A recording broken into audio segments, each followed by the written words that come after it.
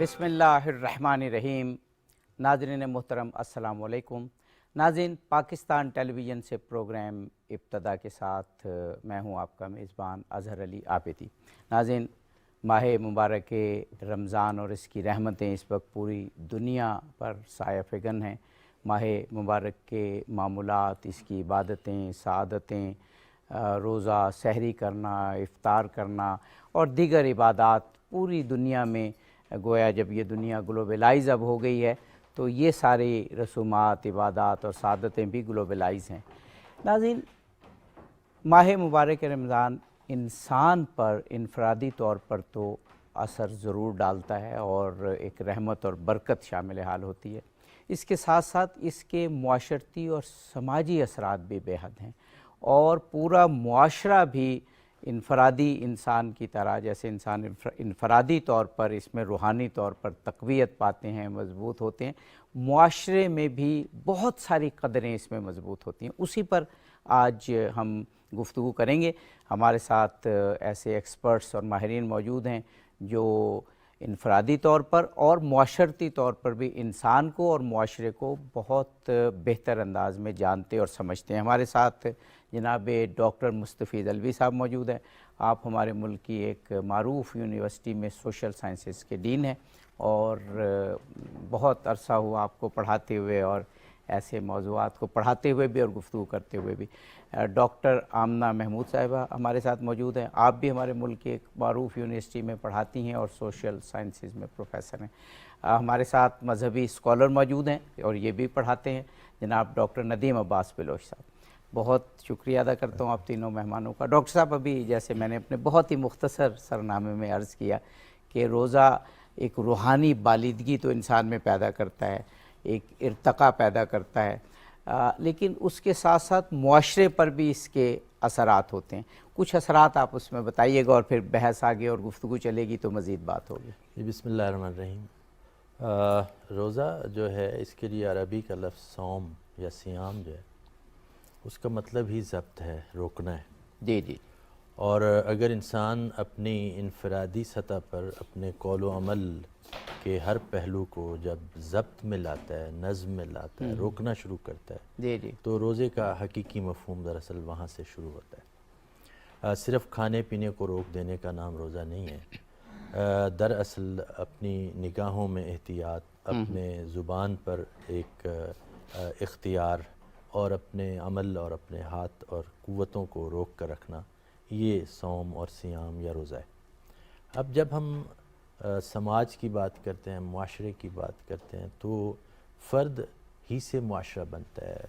समाज की इकाई एक फ़र्द होता है। जी जी। जब एक हर फ़र्द ज़ब्त में आता है सौम के नतीजे में, रोज़े के नतीजे में, तो यकीनन पूरे मुआशरे पर, पूरे समाज पर उसके असरात शुरू हो जाते हैं।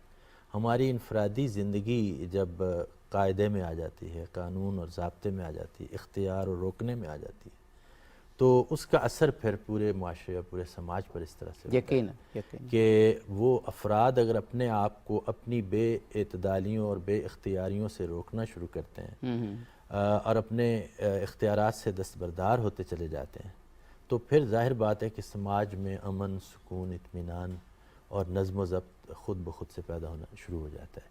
तो ये बुनियाद है दरअसल, जो मैं समझता हूँ कि सौम को या रोज़े को पूरे समाज के लिए ज़रूरी बना देती है। जी। डॉक्टर साहिबा, आप इसमें कुछ ऐड करना चाहें कि आम तौर पर तो देखा यही गया है कि इंसान अपनी इनफरादी रूहानी तक़वियत के लिए रोज़ा रखता है और ध्यान भी इसी तरह होता है, लेकिन इसके साथ साथ फैमिली हो, ख़ानदान हो, मुआशरा हो, उससे भी इंसान जुड़ जाता है। और आप देखते हैं कि माह मुबारक रमज़ान में जहाँ इनफरादी इबादतें हो रही होती हैं, वहाँ इज्तिमात भी बहुत बढ़ जाते हैं। जी जी। क्योंकि आपने अभी तारुफ़ कराया तो और उसमें ये पता चला कि हम सब असातिज़ा हैं। जी जी। और दूसरे ये कि हम सोशल साइंटिस्ट से रिलेटेड हैं। और आप देखिए कि सोसाइटी उसी वक्त स्टार्ट हुई जिस वक्त इंसान ने नज़्म व ज़ब्त इख्तियार किया। उससे पहले स्टेट ऑफ नेचर थी, उसमें सब कुछ था, हवा पानी था, नेमतें थीं और इंसान आज़ाद था अपनी मर्ज़ी करने के लिए। लेकिन जिस वक्त उसने साथ रहना शुरू किया तो उसको एहसास हुआ कि आपको एक डिसिप्लिन चाहिए, आपको दूसरे के हकूक़ का एहतराम चाहिए, तभी आपको अपने हकूक़ मिल सकते हैं। تو کائنات کا اپنا ایک ڈسپلن ہے. آپ دیکھیے کہ سورج ایک ہی جگہ سے روز نکلتا ہے اور صدیاں گزر چکی ہیں اس بات کو, ہزاروں سال ہو گئے ہیں, اور کسی دن بھی ایسے نہیں ہوا کہ اس نے اپنی جگہ بدلی ہو اور وہ مغرب سے نکل آیا ہو اور ظاہر ہے کہ دنیا بدل جائے گی. تو اللہ تعالیٰ کی جو کی اپنی مشیت ہے وہ ہے کہ انسان نظم و ضبط سے زندگی گزارے. اور یہ جو سارے ہی ریلیجن ہیں, آپ دیکھیے کہ کرسچینٹی میں آپ نے سنڈے کو جانا ہے چرچ عبادات کے لیے, سروسز کے لیے, اسی طرح سے جیوز نے سیٹرڈے کو جانا ہے, باقی سب کے بھی اپنے اپنے دن ہیں اور وہ ان کے لیے مقدس ہیں. لیکن مسلمانوں کے لیے بات اس سے بہت آگے ہے کہ آپ کا صرف ایک دن نہیں ہے, بلکہ ایک ٹائم نہیں ہے, بلکہ آپ کو مسلسل نظم و ضبط کے تابع رہنا ہے. آپ نے روز ہی فجر کی نماز پڑھنی ہے اور وہ ڈان سے پہلے پڑھنی ہے, سورج طلوع ہونے سے پہلے. اسی طرح سے سورج کے ڈھلتے ہی آپ کے اوپر ایک نماز ہے, مغرب اور سورج ڈھلنے کے درمیان میں ایک نماز ہے. اور مسلمانوں کو یہ سب چیزیں اس لیے بتائی گئیں کہ ان کی زندگی ایک مسلسل ضبط کے تابع ہو جائے. اور اس میں ایک بات اور خاص ہے کہ میں سمجھتی ہوں کہ جو ڈسپلن ہے وہ کسی بھی شعبے میں کامیابی کے لیے بہت ضروری ہے. تو جو روزہ ہمیں ڈسپلن سکھاتا ہے وہ ہماری ذات کا نہیں ہے, بلکہ وہ ہمارے آس پاس کے سب لوگوں کا ہے.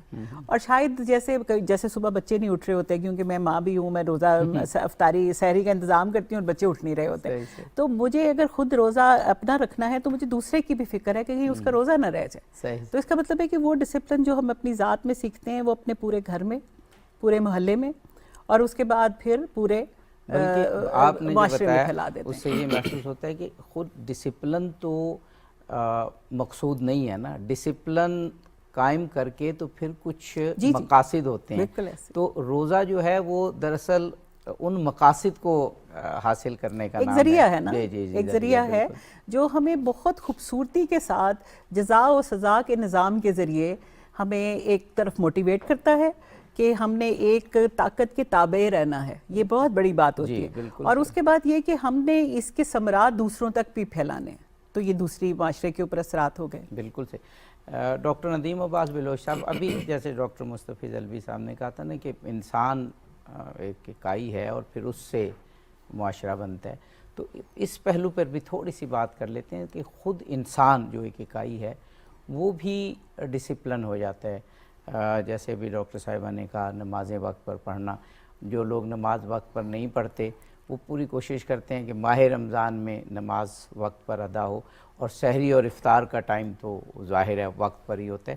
تو سب سے پہلے تو یہ انسان کو ایک ڈسپلن میں لے آتا ہے, اور جب انسان ڈسپلن میں آتا ہے تو پھر اس کے تمام کام جو ہیں ان پر بھی اس کا اثر پڑتا ہے اور وہ بھی نظم و ضبط کے پابند ہو جاتے ہیں. بسم اللہ الرحمن الرحیم. عابد صاحب بہت شکریہ آپ کا کہ آپ نے اس انتہائی اہم موضوع پر گفتگو کا موقع دیا. میرے استاد سر ڈاکٹر مستفیض الوی صاحب موجود ہیں. انہوں نے بالکل درست فرمایا کہ سماج بنیادی طور پر جو تشکیل پاتا ہے وہ فرد سے پاتا ہے. دیکھیں جو پہلا بڑا اثر میں دیکھتا ہوں معاشرے پہ, بالحصل معاشرہ, وہ خدا اور معاشرے کا تعلق جو ہے وہ مضبوط ہو جاتا ہے. صحیح.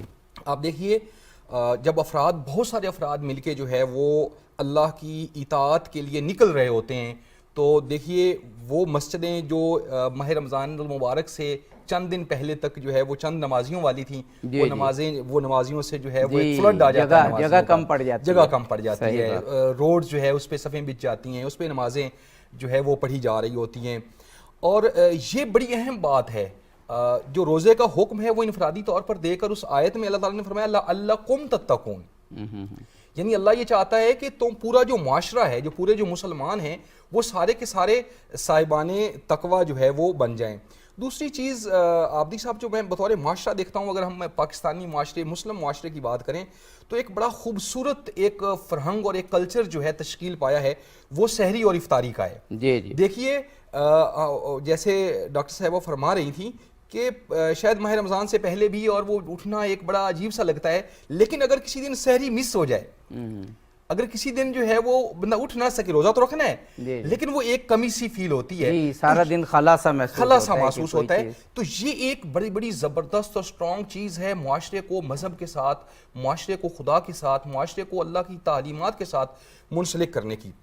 ایک اور بہت اہم چیز افطاری کی ہے. دیکھیے بہت سارا میں نے دیکھا ہے کہ لوگوں کے درمیان لڑائیاں ہوئی ہوتی ہیں, بہت ساری چیزیں ہیں جو آپس میں تعلقات کشیدہ ہوتے ہیں, لیکن افطاری کی صورت میں اللہ تعالیٰ نے ایک ایسا مطلب پلیٹ فارم دے دیا ہے ہمیں جمع ہونے کا کہ جس میں ہم مل بیٹھتے ہیں. ہمارے جو آپس کے جو تعلقات کی کشیدگیاں ہیں وہ نہ صرف کم ہوتی ہیں بلکہ محبتوں میں اضافہ ہوتا ہے. اور دوسرا ایک بہت اہم چیز جو کلچر پاکستان میں بہت الحمدللہ بہت سٹرونگ اور مضبوط ہے, وہ ہمارے ہاں مسجدوں میں افطاری کرنے کا رجحان ہے. دیکھیے آج دنیا میں جو انفرادیت ایک بڑا مسئلہ بن گئی ہے, جو انڈیویجولزم ہے یہ دنیا کا بڑا مسئلہ بن گیا ہے, اور اس پہ بڑی ریسرچز ہو رہی ہیں کہ کس طرح ہم دوبارہ اجتماعیت کی طرف جائیں.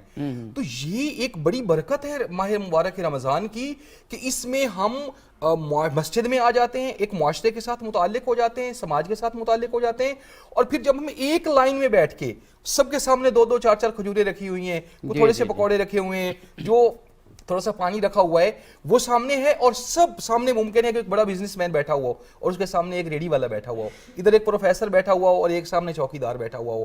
تو یہ دیکھیں یہ سماج جو ہے اس کو روزہ جو ہے وہ ایک یونٹی کا پیغام دے رہا ہے, اور اس کے اندر جو ایک تفاوت آ چکا ہے, جو ایک کلاسزم آ چکی ہے, اس کلاسزم کے بت کو توڑ رہا ہے. جی بہت خوب بہت خوب. ڈاکٹر مستفیض الوی صاحب, یہ انفرادیت سے انفرادی ہونے سے اجتماع کا اجتماعیت کی طرف سفر ہے جس میں روزہ ہمارا بڑا معاون ہے, لیکن ظاہر ہے کہ سب سے پہلے تو تہذیب نفس, تزکیہ نفس, اپنے باطن کو اور ظاہر کو بھی سنوارنے کا عمل انفرادی انسان کرتا ہے, اور پھر ہی وہ ریفلیکٹ ہوتا ہے معاشرے میں. ایک چیز جو معاشرے کی ترقی میں خواہ انفرادی ہو خواہ اجتماعی ہو بہت اہم ہوتی ہے, بلکہ جو ماہر سماجیات کہہ لیجئے اور اجتماعی نفسیات کے ماہرین کہہ لیجئے, وہ اس کو اولیت دیتے ہیں کہ پہلی چیز ہے وہ ہے ارادے کی مضبوطی, کہ انسان کا ریزولو کسی چیز کو حاصل کرنے میں ہو جائے, تو اس کے بعد پھر جو بھی معاشرہ اپنے اہداف جو ہے وہ ان کی تعمیر کرتا ہے یا اہداف مقرر کرتا ہے اس کی طرف بڑھنا آسان ہو جاتا ہے. تو خود روزہ اس میں کتنا معاون ہے ارادے کی مضبوطی میں, ریزولو کو اور مضبوط کرنے میں. جی یہ شروع ہی ارادے سے ہوتا ہے. جب ہم یہ کہتے ہیں کہ ہم اللہ کے حکم پر اپنے وہ جائز امور بھی روک رہے ہیں جو کہ اگر یہ رمضان المبارک نہ ہو یا میں روزے کی نیت سے نہیں ہوں تو میرے اوپر وہ حلال ہیں, میں ان چیزوں کو بھی روک رہا ہوں, تو یہاں سے اس کے ارادے کی مضبوطی اور بنیاد شروع ہوتی ہے. دوسرا پہلو میں عرض کروں گا کہ انسان کی زندگی کے بنیادی طور پر جو 4 پہلو ہیں نا, کہ ایک اس کے اندر ایمان اور فیتھ اور یقین ہوتا ہے, عقیدہ ہوتا ہے, ایک تصور یا ورلڈ ویو ہوتا ہے جس کو میں کہتا ہوں کہ اس کا ایکچولی ورلڈ ویو ہوتا ہے, اس کا بلیف سسٹم ہوتا ہے. صحیح. دوسرا اس کا کوئی نہ کوئی رسوم عبادت کے ساتھ ہر فرد جڑا ہوا ہے, اس کے ہر انسان کے اندر ایک خانہ خدا ہے اور اس کی وہ عبادت میں مصروف ہوتا ہے. اور تیسری چیز اس کا اخلاق ہے, یعنی اس کی وہ پہچان, اس کی معمولات, اس کی عادات, اس کی زندگی گزارنے کا سلیقہ وہ بتاتا ہے کہ یہ کس عقیدے, ایمان اور تعلق اس سے رکھتا ہے. اور پھر چوتھی چیز اس کا معاملہ ہوتا ہے کہ دوسرے انسانوں کے ساتھ اس کا برتاؤ طریقہ کیا ہے.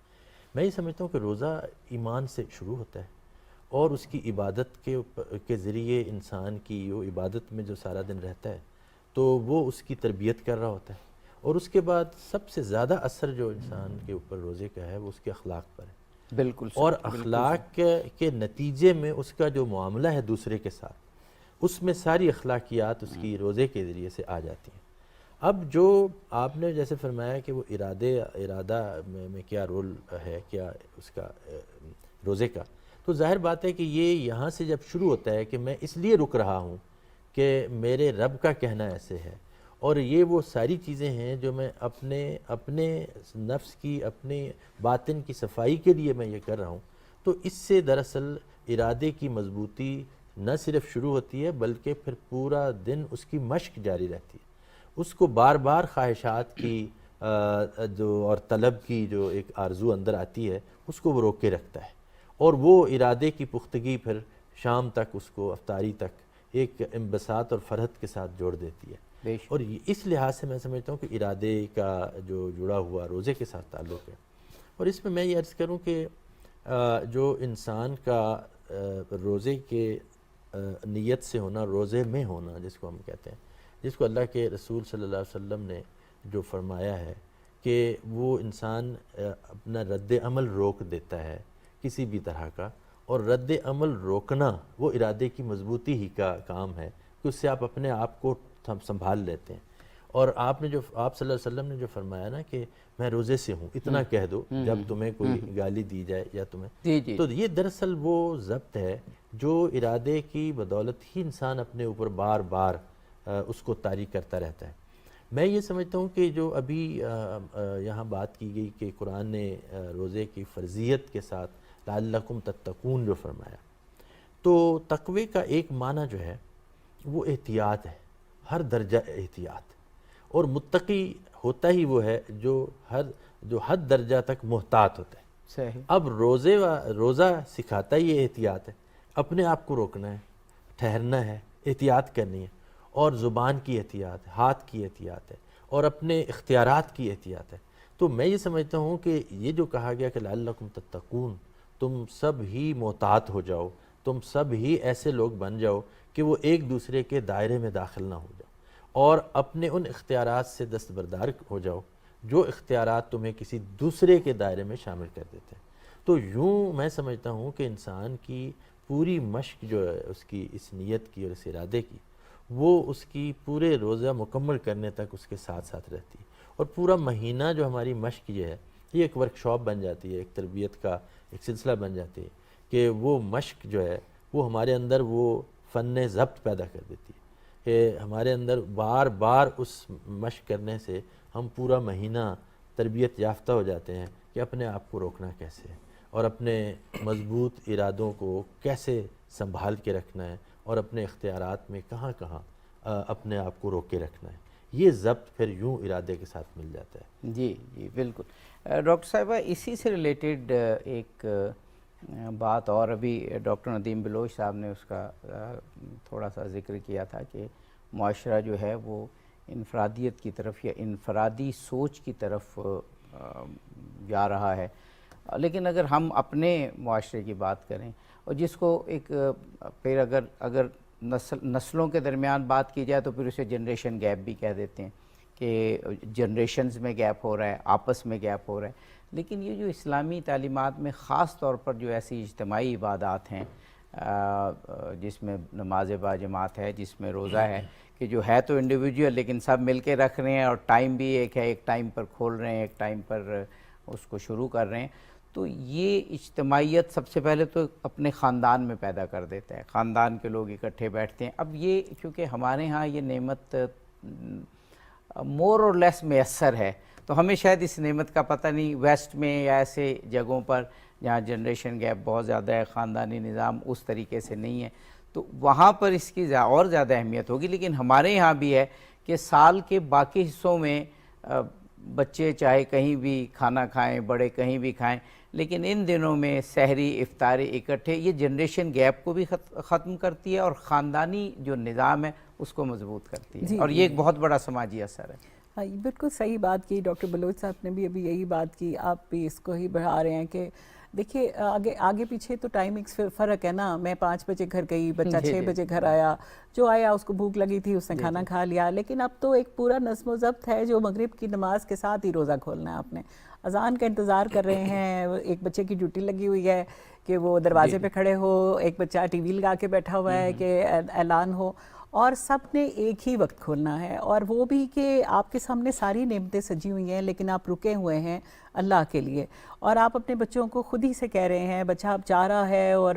جب وہ دیکھ رہا ہے دادا کی طرف یا والد کی طرف، اور وہ کہہ رہے ہیں کہ بیٹا بس اس وقت دعا کر لو، یہ دعا کی قبولیت کا وقت ہے، تو اس میں اتنی تربیت ہے، یعنی آپ کو سب چیزیں میسر ہیں اور سامنے رکھ کے بیٹھے ہیں، اور خوشبو ہے، اشتہا ہے، اور ٹیمپٹیشن ہے، سب کچھ، اور آپ رکے ہوئے ہیں۔ پھر یہ جو آپ بات مینشن کریں یہ بڑی امپورٹنٹ ہے کہ دیکھیے اب جو نیوکلیئر فیملیز ہیں ان میں یہ بڑا مسئلہ ہے کہ بچے جیسے آج کل بچوں کی اسپیچ تھراپی بڑی کرائی جاتی ہے، اس لیے کرائی جاتی ہے کہ بچوں کے ساتھ کوئی بات کرنے والا نہیں ہوتا تو وہ لفظ ہی نہیں سیکھتے، وہ بولنا ہی نہیں سیکھتے، جبکہ پہلے تو بالکل بھی ایسے موجود نہیں تھا، وہ فیملی جس میں بزرگ ساتھ رہتے ہیں، اب بزرگ اور بچے ایک جیسے ہوتے ہیں، انہوں نے بھی ہر بات بار بار کہنی ہوتی ہے، بچوں نے بھی بار بار کہنی ہوتی ہے، اور بچوں کے لیے ویکیبلری، گنتی یاد کرنا، الف بے سیکھنا، ABC کوئی مسئلہ نہیں تھا کیونکہ بزرگ آرام سے سکھا۔ اسی طرح سے صبح اٹھنا ہے، سلام کرنا ہے، دانت صاف کرنے ہیں، کس طرح سے مینیج کرنا ہے، ناشتے کی ٹیبل پہ کب آنا ہے، یہ بزرگ خود بخود بتا دیتے۔ اور جو ہم نے سیکھا وہ یہ کہ آپ کہنے سے کم اور دیکھنے سے زیادہ سیکھتے ہیں۔ تو یہ جو روزہ ایک ایسی عبادت ہے، اور نہ صرف انڈیویجول بلکہ اجتماعی لحاظ سے، جیسے ڈاکٹر صاحب ابھی مینشن کر رہے تھے کہ مسجدوں میں دسترخوان لگ جاتے ہیں، اور جو لوگ کیونکہ خدا کا خوف اور ایک محبت اس وقت اتنی زیادہ ہو گئی ہوتی ہے کہ یہ جو ساری چیزیں ہمیں بتائی گئی تھیں کہ آپ نے شیئر کر کے کھانا ہے، آپ نے ہمسائے کے حقوق کا خیال رکھنا ہے، اپنی بھوک سے پہلے دوسروں کو دیکھنا ہے، اور وہ سب لوگ پریکٹیکلی کر رہے ہوتے ہیں اور کسی مجبوری سے نہیں کر رہے ہوتے بلکہ اللہ کے لیے کر رہے ہوتے ہیں، تو اس میں پھر کوئی ڈپرائیو نہیں رہتا، آپ کی فیملی ایکسپینڈ ہو جاتی ہے، وہ صرف آپ کا گھر نہیں ہوتا، آپ شام کو پکوان بناتے ہیں اور محلے کے سب گھروں میں بھیج دیتے ہیں، آپ کی نیت ثواب کی ہوتی ہے کہ جتنے لوگ کھائیں گے اتنا ثواب آپ کو حاصل ہوگا، تو یہ ثواب کی نیت سے ایک انٹیمیسی، ایک ریسیپروکیشن کہ وہ بھی آپ کی طرف بھیجیں گے کہ کل ان کی طرف سے آیا تھا، اور وہ بھی اس لیے بھیجیں گے کہ 4 لوگ ان کے گھر میں بھی روزہ کھولیں گے تو ہمیں ثواب حاصل ہوگا، تو روزہ ایک ایسی اجتماعی عبادت بن گیا ہے، اور ہم نے کچھ اس کو اور بھی بہتر کر لیا ہے، جو جنریشن گیپ تھے اس سے ہم نے زیادہ سیکھ لیا کہ جتنا آپ نیکی کو پھیلائیں گے اتنا وہ زیادہ بڑھے گی۔ ایک تو وہ ریئیکشن ہے نا ہمارے ہاں کہ کیونکہ مسلمانوں کے اوپر بہت برا وقت ہے دنیا میں، تو ہمیں اپنے دین کی خود حفاظت کرنی ہے، تو اس ریئیکشن کی وجہ سے بھی میں نے دیکھا کہ ہمارے بچے شاید ہم سے زیادہ دیندار ہیں، اور یہ بڑی خوشائند بات ہے۔ بہت بہت اچھی بات۔ اسی سے جڑی ہوئی ایک بات ڈاکٹر ندیم عباس آپ سے پوچھنا چاہوں گا، ہم معاشرے کی یا انسان کی تین سرکلز کرتے ہیں، 3 سٹیجز کہہ لیں یا 3 سرکلز، انفرادی انسان یعنی انڈیویجول، اس کے بعد فیملی، خاندان، اور پھر خاندان مل کے معاشرہ بناتے ہیں۔ روزہ ایک ایسی عبادت ہے کہ جس میں تینوں کی تربیت بھی ہو رہی ہے اور تینوں کا آپس میں تعلق مضبوط بھی ہو رہا ہے۔ انڈیویجول انسان تو ظاہر ہے روزہ رکھ رہا ہے، روزے کے بارے میں تو یہ کہا گیا کہ یہ ایک ایسی عبادت ہے کہ جس میں ریا کا کوئی پہلو نہیں ہے، روزہ رکھا ہوا ہے تو بس مجھے ہی پتہ ہے کہ میں نے کوئی پہلے چیز کھا لی یا بعد میں کھا لی، آپ کو معلوم نہیں ہوگا، لہٰذا یہ ایک ایسی عبادت ہے جو مکمل طور پر ریا سے پاک ہے، تو انڈیویجول تو اس سے فائدہ اٹھا ہی رہے، لیکن جیسے ابھی آپ نے کہا کہ خاندان مل کے ایکٹیویٹیز کر رہے ہیں اور وہی پھر خاندان مل کے مساجد میں جا رہے ہیں، تو یہ اس اجتماعیت کو بہت زیادہ مضبوط کرنے کا باعث ہے۔ جی ایسے ہی ہے، اور بہت اچھا ایک نقطہ آپ فرما رہے تھے کہ میں دیکھ رہا تھا کچھ لوگوں نے اس کے جو معاشرتی اثرات لکھے ہیں اس میں ایک لکھا ہے کہ اس سے منافقت کا خاتمہ ہوتا ہے۔ میں بڑا حیران ہوا کہ روزے سے منافقت کا خاتمہ، تو اس میں انہوں نے ایگزیکٹلی یہی پوائنٹ نوٹ کیا ہے کہ دیکھیں اس ٹائم جو ہے وہ میں ادھر بیٹھا ہوں، کیا پتہ میں بعد میں اٹھوں اور جا کے 2 گلاس پانی پی لوں اور یا پانی پی کے آ گیا ہوں اور دوسرے کو پوچھے ہاں میں روزے سے ہوں۔ یہ عابدی صاحب ایک ایسی چیز ہے، یہ جو خدا کا اور ہمارا تعلق ہے، یعنی یہ تعلق منافقت سے انسان کو پاک کر دیتا ہے۔ جب انسان منافقت سے پاک ہوتا ہے تو معاشرہ جو ہے وہ اور سماج جو ہے وہ منافقت سے پاک ہو جاتا ہے، اور ایک بڑا خوبصورت اثر جو ہے وہ روزے کا وہ انسان میں دلیری پیدا کرتا ہے۔ دیکھیں آج ڈیسیجن میکنگ جو ہے یہ ایک بڑا ایشو ہے۔ علماء نے یہ لکھا ہے کہ یہ جو روزہ ہے، جب آپ اپنے اوپر ضبط کرنا، یعنی آپ کو بہت اچھا لگتا ہے کہ آپ تربوز کھائیں، آپ کو بڑی شدید پیاس لگتی ہے کہ آپ پئیں، آپ کو بہت اچھا لگتا ہے کوئی بھی اور کام کے جو روزے میں ممنوع ہے آپ کریں۔ ہم نے بریک پہ جانا ہے، آپ کی گفتگو یہیں سے ہم انشاءاللہ متصل کریں گے، جوڑیں گے۔ ناظرین، روزے کے سماجی اور معاشرتی اثرات اور ثمرات بہت ہی خوبصورت ہمارے ایکسپرٹ گفتگو کر رہے ہیں، اور روزے سے ہمیں معلوم ہو رہا ہے کہ خداوند قدوس نے یہ ہم پہ واجب کر کے کتنا بڑا احسان کیا کہ انفرادی طور پر بھی، خاندانی طور پر بھی اور معاشرتی طور پر بھی کتنے مثبت اور پروڈکٹیو اثرات یہ چھوڑتا ہے۔ وہ سارا سال باقی رہتے ہیں اور پھر اگلے سال یہ نعمت والا مہینہ پھر آ جاتا ہے۔ مزید گفتگو ہوگی، ہمارے ساتھ رہیے۔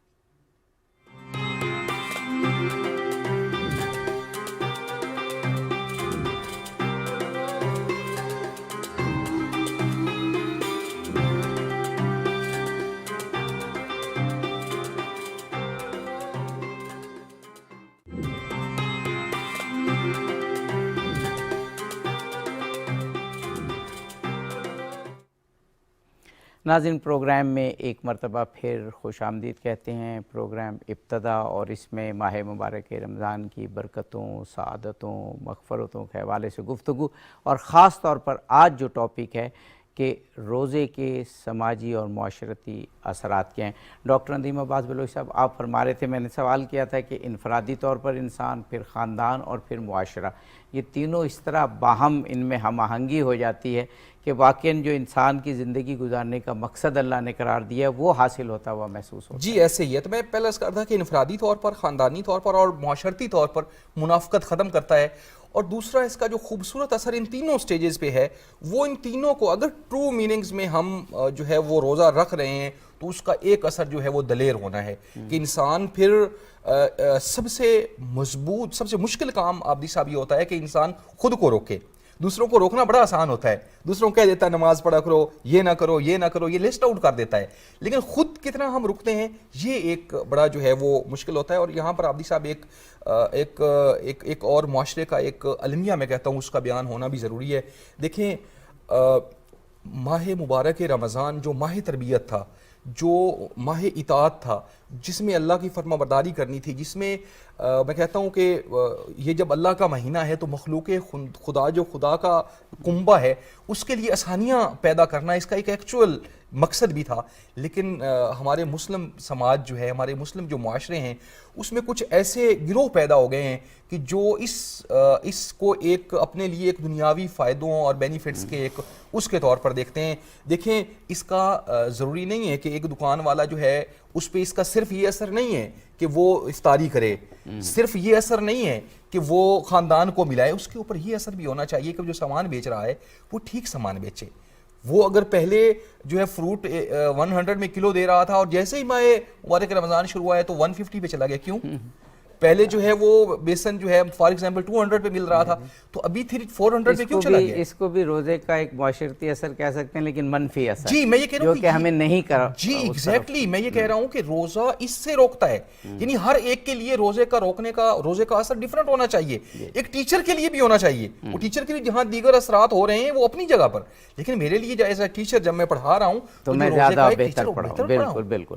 ڈاکٹر مستفیض الوی صاحب، ایک اور چیز، اثرات تو بہت زیادہ ہیں اگر جب ہم دیکھتے چلے جائیں، اور میں نے جیسے کہا نا کہ یہ نعمت نہ ہو تو پھر ہمیں معلوم ہوگا کہ یہ کتنی بڑی نعمت ہے. جیسے جنریشن گیپ ماشاءاللہ الحمدللہ ہمارے یہاں اتنا نہیں ہے، لیکن جہاں ہے تو معلوم ہوتا ہے کہ یہ کتنا بڑا عذاب ہے. ایک اور چیز روزے میں رسول پاک ختم مرتبت محمد مصطفیٰ صلی اللہ علیہ وآلہ وسلم نے بہت زیادہ بتائی، وہ اس کو میں اگر جدید زبان میں بات کروں تو کمیونیکیشن سکلز، کہ جب روزہ رکھا ہوا ہو تو آپ نے گفتگو کیسے کرنی ہے، آپ نے اگر کوئی دوسری طرف سے شدت یا تندی آ رہی ہے آپ نے اس کا جواب کیسے دینا ہے، آپ نے کس طرح اپنے آپ کو کمپوز کر کے رکھنا ہے کہ روزے کی حالت میں معلوم ہو کہ معاشرے سے خوش خلقی، حسن اخلاق اور ایک دوسرے کے ساتھ مثبت روابط کی قدریں مضبوط ہوں. تو اس طرف بھی ہمارا دھیان ہونا چاہیے. یہ روزہ نہیں ہوگا کہ اگر ہم روزے سے ہیں اور بد اخلاقی کر رہے ہیں. وہ بتائیے گا کہ خود رسول اللہ نے تہذیب گفتگو اور یہ تہذیب ہمیں روزے کے دوران خاص طور پر بتائی. یہ بہت اہم بات ہے. قرآن نے انسانی باطن کے جو 3 حصے کیے ہیں اس میں ایک تو یہ ہے کہ انسان ہر وقت بے چین ہوتا ہے اپنی خواہشوں کی تسکین کے لیے، تو ایک حصہ اس کی ذات کا ہی ہے. ایک اس کی ذات ہی میں قدرت نے ایک ایسی چیز رکھی ہے جو پہچان کرتی ہے کہ یہ غلط اور صحیح ہے، اور وہ اس کو روک دیتی ہے کہ یہ ایسا نہیں کرنا. یہ نفس لوامہ جسے کہا گیا. اور پھر تیسری چیز جو انسانی باطن کی کیفیات میں ہے وہ نفس مطمئنہ ہے. وہ اطمینان و سکون پا جاتا ہے کہ اس نے ایک اچیومنٹ، ایک کام مکمل کر لیا. روزے کا معاملہ یہ ہے کہ وہ ان تینوں کے اوپر براہ راست اثر انداز ہے. بالکل کہ خواہشات کو روکنا. اب خواہشوں کے جو روکنے میں زبان کا بہت اہم رول ہے کہ زبان کے ذریعے انسان اصل اپنے باطن کا تعلق خارج سے قائم کرتا ہے. جس طرح اپنی آنکھوں کے ذریعے وہ باہر جھانکتا ہے، اس طرح زبان کے ذریعے وہ باہر تعلق بناتا ہے. تو زبان کو روکنے سے جو ہمیں سیرت پاک اور احادیث مبارکہ میں آفات اللسان کی فرمایا گیا ہے کہ زبان کی آفات بہت ہیں، تو ان آفات سے بچنے کا روزہ بہترین موقع مہیا کر دیتا ہے. اور دوسرا آپ نے جیسے کہا کہ اس میں آداب گفتگو تو خود آ جائیں گے کہ پہلا ادب تو ہے ہی ہوئی ہے کہ میں یہ جان لوں کہ مجھے بولنا کتنا ہے. صحیح. یہی معاملہ کہ سننا مجھے اگر 2 گنا ہے تو 1 گنا بولنا ہے. یہ مجھے میرے 2 کان اور میری 1 زبان سکھا رہی تھی. لیکن مجھے روزے نے کہا کہ دیکھو پہلے یہ کہ تمہیں کتنا بولنا ہے، اور جب کوئی اور کہے کچھ تو اس کے رد عمل میں کتنا کہنا ہے، اور پھر اس کو کس سلیقے سے کہنا ہے. اس میں جیسے عرض کیا کہ وہ احتیاط، وہ اپنے رب کے سامنے حضوری کا تصور، وہ پھر خواہشات کو روکنے کے لیے اپنے آپ پر ضبط، یہ نفس امارہ جو ہے یا انسان کے اندر خواہشات کی طلب والا جو حصہ ہے، اس باطن کو روزہ یوں قابو میں لاتا ہے. اس کے بعد انسان کا جو دوسرا حصہ ہے اس کے باطن کا ہے، وہ اس کو ضمیر جو ہے ہر وقت مطلع کر رہا ہے کہ تم یہ بات درست کر رہے ہو یا غلط کر رہے ہو. یہ جب روزہ خود احتسابی کی طرف لے کر جاتا ہے تو آپ خود بخود رک کر ٹھہر کر سوچتے ہیں کہ میری زندگی کے سارے لمحات کیسے گزر رہے ہیں، اور اس میں خاص طور پر آپ کا قول اور عمل، یعنی قول سب سے پہلے آتا ہے. اور یہ خود احتسابی پھر انسان کو روزے کی اس پوری مشق کے ذریعے سے اس نفس مطمئنہ پر لے جاتی ہے کہ جو اللہ کے پیارے رسول کا فرمانا ہے کہ جو روزے دار کی خوشیاں 2 ایسی ہیں کہ جو کسی اور کو نصیب نہیں ہو سکتی. ایک وہ جو شام میں افطاری کے دور قبل ہوتی ہے، وہ سینس آف اچیومنٹ ہے کہ میں نے پورا دن ضبط کا ایک پورا پہاڑ تھا جس کو میں نے سر کر لیا ہے، اور اپنے رب کے حضور میں اپنے اس اطمینان کے ساتھ اس لذت کو کوئی اور پا نہیں سکتا جو اس سے خود جو جس نے جو خود ضبط میں سے گزرا ہوا ہے. اور پھر دوسری خوشی اس کی وہ ہوگی جو اس کو رب کائنات کے کا دیدار نصیب ہوگا. اور وجوہ یومئذ ناظرہ الی ربہا ناظرہ، اس دن چہرے جو ایسے ہوں گے اپنے رب کی طرف دیکھ رہے ہوں گے، اور وہ جو مسرت اور انبساط ان کو ملے گا. وہ اس کی تو خیر کیا ہی بات ہے. وہ تو روایات میں آتا ہے نا کہ جب قیامت کے روز بہت سخت آئیں گے تو ایک ندا آئے گی کہ کہاں ہیں روزے دار، اور ان کو VIP بنا کے وہاں لایا جائے گا، اور پھر ایک خاص دروازہ ہے جنت کا کہ جس میں ان کو گزارا جائے گا، یعنی سارا VIP ٹریٹمنٹ قیامت کے روز ہوگا. یہ اطمینان جو یہ انسان کو نفس مطمئنہ کی طرف لے جائے. ڈاکٹر صاحبہ، جب رسول اللہ ختم مرتبہ محمد مصطفیٰ صلی اللہ علیہ وآلہ وسلم سے روزے کی اور ائمہ طاہرین صحابہ کرام سے روزے کے بارے میں پوچھا گیا تو پھر روایات اور احادیث میں بہت ساری چیزیں بتائی گئیں. روزے کا مقصد پوچھا گیا تو ایک لائن میں حدیث میں آیا کہ روزہ اس لیے فرض کیا گیا تاکہ غنی اور فقیر، امیر اور غریب برابر ہو جائیں، اور امیر بھی وہ بھوک کا مزہ چکھیں، اور ان کو تھوڑا احساس ہو کہ اگر آدمی غریب ہو اور اس کے پاس وسائل نہ ہوں اور بھوک ہو تو آدمی کس حالات سے گزرتا ہے. تو یہ ماہ رمضان میں میرا خیال ہے بہت اچھے طریقے سے حاصل ہوتا ہے، اور اسی لیے ماہ رمضان میں افطاری اور خیرات اور صدقہ اور ایک دوسرے کے غم بانٹنا یہ بہت زیادہ ہو جاتا ہے. جی دیکھیے، یہ تو روزے کا ایک معاشی پہلو ہے. دنیا میں جتنا فساد ہے وہ اس لیے کہ ہیوز اینڈ ہیوز ناٹ کے درمیان بہت فرق ہے. تو ہم نے بہت بھگتا اس کو کہ کولڈ وار چلتی رہی، capitalism, free market economy, opportunities, اور جس کو زیادہ مل گئی وہ پھر اتنی ایکسپلائٹ کر رہا ہے کہ دوسروں کو کے اوپر زندگی تنگ کر دی اس نے.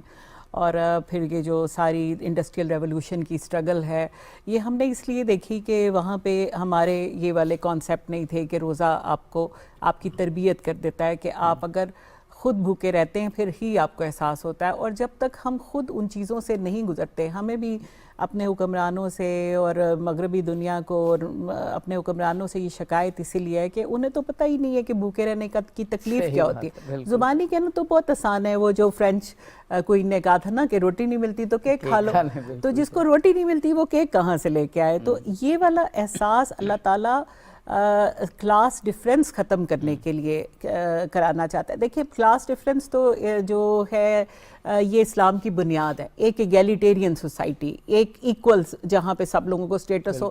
جس دن آپ کلمہ پڑھ لیتے ہیں تو آپ کاسٹ، کریڈ، ریس اور ہر چیز سے بالاتر ہو کے ایک بڑی مسلم امہ کے ممبر بن جاتے ہیں اور ایکولی رسپیکٹڈ ممبر ہو جاتے ہیں. اور جس وقت قرون وسطیٰ کے بعد کا دور جو ہے وہ اس میں اسلام کا رائز تھا، تو آپ دیکھیے کہ افریقہ اور یورپ سے لے کے ادھر سینٹرل ایشیا تک جو مسلمان ڈائنیسٹیز تھیں، علیحدہ علیحدہ بھی تھیں، بٹ گئی تھی بعد میں خلافت جب ٹوٹی تھی، کمزور ہوئی تھی، لیکن مسلمان اگر یہاں سے چلتا تھا تو وہ یورپ تک اس کا ایکول سٹیٹس ہوتا تھا، وہ ایکول سٹیزن تھا، وہ وزیر اعظم کے سٹیٹس پہ بھی جا سکتا تھا۔ ہم نے اس کے بعد مغرب کے اثر میں، یہ جو استعماریت کے اثر میں ہم نے امیر اور غریب کا فرق اپنا لیا۔ اسلام میں یہ کہیں موجود نہیں ہے۔ آپ امیر ہیں تو آپ کے اوپر ذمہ داریاں زیادہ ہیں، اور آپ دیکھیے کہ جتنے جو زکوٰۃ، عشر اور جو صدقات ہیں، اور اس کا کانسیپٹ کس لیے ہے کہ آپ کے پاس تقاضۂ دولت ہو ہی نہیں سکتا۔ تو اسلام تو یہ تربیت کر رہا ہے، اور اس کے بعد فزیکل بیئرنگ جو ہے، فزیکل بیئرنگ بڑی امپورٹنٹ ہے کہ آپ دیکھ رہے ہیں دوسرے کو، اس کی مدد کریں، لیکن آپ اس سے گزرے نہیں ہیں، اس لیے آپ اس کی تکلیف محسوس نہیں کریں۔ تو اسلام نے یہ جو کانسیپٹ دیا ہے کہ آپ خود بھوکے رہیں گے اور اپنی مرضی سے رہیں گے، تو آپ کو احساس ہوگا کہ میں تو اپنی مرضی سے بھوکا ہوں، اور وہ جو مجبور ہے جس کو مل ہی نہیں رہا، اس کا درد کیا ہو سکتا ہے۔ تو آپ پھر اپنے صدقات، اپنی زکوٰۃ، اپنی خیرات، اپنے جو ڈسٹریبیوشن آف ویلتھ کے جو طریقے اسلام نے بتائے ہیں، وہ ایکٹیولی دل سے ایکسرسائز کریں۔ اور ماہ رمضان میں دیکھتے ہیں کہ وہ بہت بڑھ جاتے ہیں، وہ بہت بڑھ جاتے ہیں، اس لیے کہ ان کا ثواب 700 گیا نا۔ بالکل صحیح، بالکل صحیح۔ ڈاکٹر ندیم عباس صاحب، ایک اور جو اثر ہم روزے کا دیکھتے ہیں، اور ماشاءاللہ آپ تینوں ایکسپرٹس نے بہت کمپریہنسو انداز میں ان اثرات کو اور ثمرات کو بیان کیا، وہ گلوبلائزیشن ہے۔ اس گلوبلائزیشن کے دور میں ہم دیکھتے ہیں مختلف کلچرز ہیں، مختلف مذاہب ہیں، مختلف اقدار ہیں، لیکن جب ماہ رمضان آتا ہے تو پورا جو گلوب ہے اس میں جو مسلمان ہیں وہ ایک ہی رنگ میں رنگے جاتے ہیں، اور جو وہ مسلمانوں کی وہ کہتے ہیں نا ثقافت، تو یہاں پہ وہ چاہے وہ مختلف خطوں میں بستے ہیں لیکن یہاں پہ ثقافت ایک ہی نظر آتی ہے۔ تو یہ عالمگیریت کو گویا ایک بہت ہی خوشگوار کانسیپٹ کے طور پر، کیونکہ بعض لوگ تو عالمگیریت کو ایک بہت خوفناک طریقے سے بھی لیتے ہیں کہ اتنا شکنجہ کسا جائے گا کچھ انڈیویجولز یا کچھ ریاستوں کا کہ وہ پوری دنیا سامراجی تسلط میں آ جائے گی، لیکن یہ ایک مثبت پہلو ہے اجتماعیت کا کہ یہ فرہنگ، ثقافت، تہذیب، رہن سہن اور اعلیٰ انسانی اقدار یہ گلوبلائز ہو رہی ہیں۔ جی ایسے ہی عابد صاحب، میں کہیں پڑھ رہا تھا کہ کسی مسلمان اسکالر نے لکھا تھا کہ ہم یہ سوچتے تھے کہ کبھی یہ امریکن کیلنڈر میں آئے گا کہ روزے شروع ہو گئے یا روزے ہیں، یا یہ ہمارے میڈیا پہ، یو ایس میڈیا پہ آئے گا کہ روزے آ گئے ہیں اس طرح کا۔ تو کہتے ہیں کہ میں حیران ہوا کہ چند ہی سال میں افطار جو ہے ایک نیشنل ایونٹ کے طور پر یو ایس اے میں بن گیا۔ وہ تو افطار دینے لگے ہیں، افطار دینے لگے ہیں، سرکاری طور پر جو ہے وہ افطار دینے لگے۔ تو دیکھیں یعنی آپ اندازہ لگائیے کہ یہ کتنا سٹرونگ اور مضبوط کلچر ہے اسلام کا، اور جو ہم امت کا کانسیپٹ دیتے ہیں، امت خود سے افراد کے ضمن میں ہی بارز وجود میں آتی ہے، اور اس کا اظہار اسی طرح کے کلچرل ایونٹ سے ہوتا ہے۔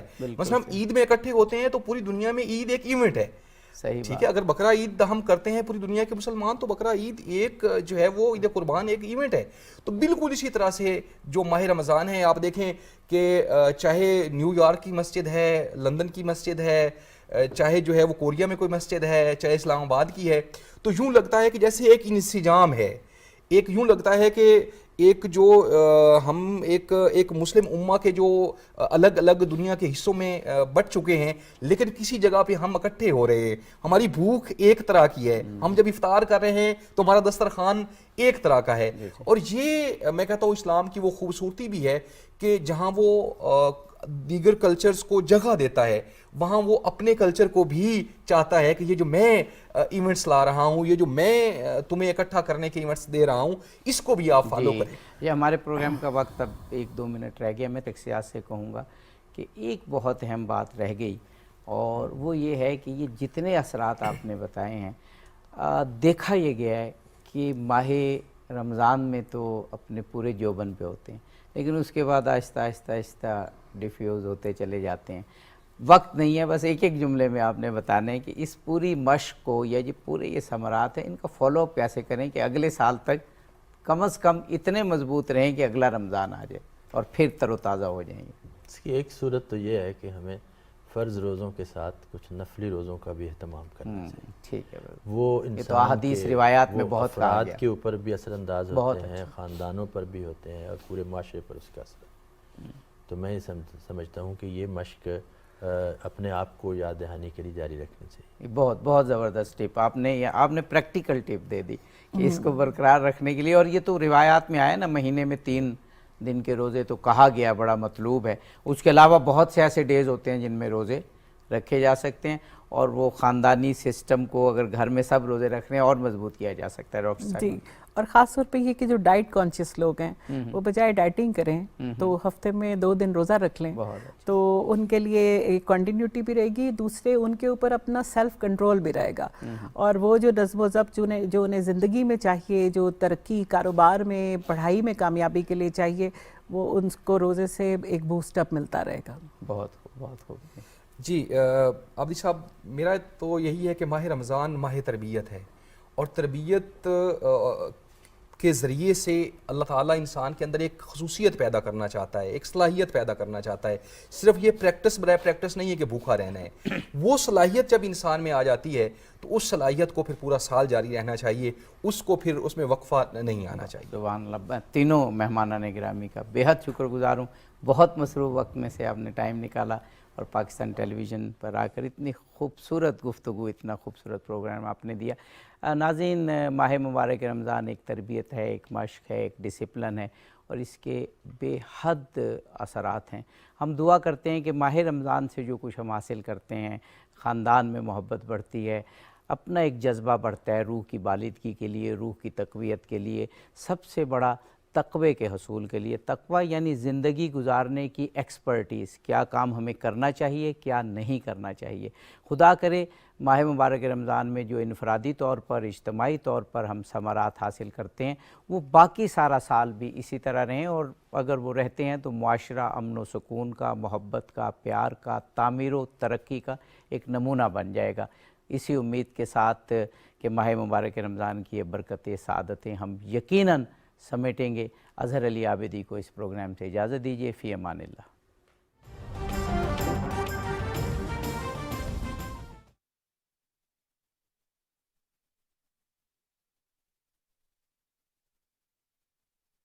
رمضان